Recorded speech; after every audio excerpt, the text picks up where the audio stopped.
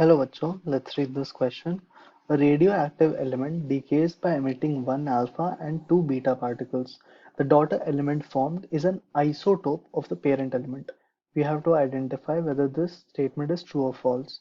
Key concept हम इसमें क्या यूज कर रहे हैं? Key concept हम यूज कर रहे हैं alpha and beta emissions.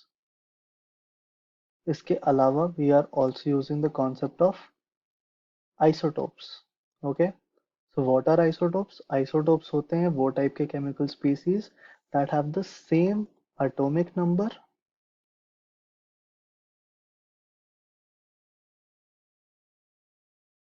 but different mass number.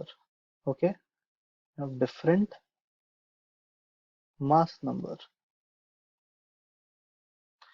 Okay, alpha particle में क्या होता है कि हमारे पास एटॉमिक नंबर जो है Z जो है वो -2 हो जाता है और मास जो है वो -4 हो जाता है। ठीक है, इस बात को ध्यान रखेंगे। बीटा में क्या होता है? बीटा में Z +1 हो जाता है एंड मास सेम का सेम रह जाता है। Alright, let's assume we start from an element X जिसका एटॉमिक नंबर हमारे पास Z है एंड मास नंबर कुछ M है। ठीक है, आफ्टर अल्फा एमिशन क्या होगा?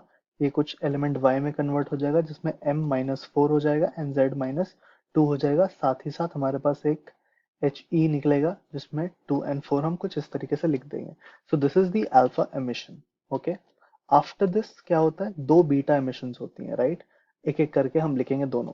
Y से will start Z-2 and M-4। Beta emissions में क्या होता है? वी हैव E0 एंड -1 का एमिशन होता है। ठीक है, दैट मीन्स हम क्या बनाएंगे यहाँ पर? एक कुछ एलिमेंट ले लेते हैं, मान लीजिए L बना। ठीक है, L बना। अब इसका क्या होगा? हमने यहाँ पे E0-1 लिख दिया है।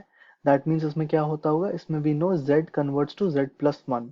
तो यहाँ पर हमारे पास Z-2 है, तो ये क्या हो जाएगा? M तो वैसे का वैसे ही, मास में कोई चेंज नहीं आएगा।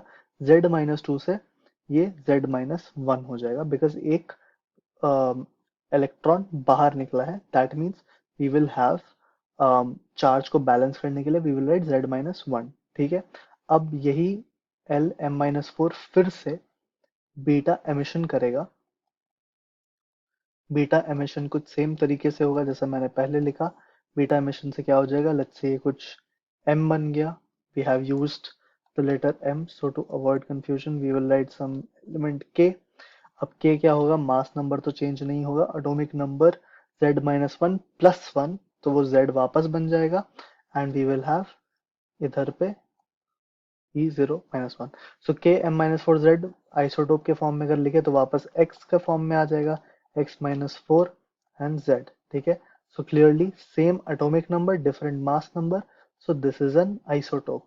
ठीक है, अगर ये आइसोटोप हो रहा है that means the statement is true. Okay, so the statement is true बच्चों।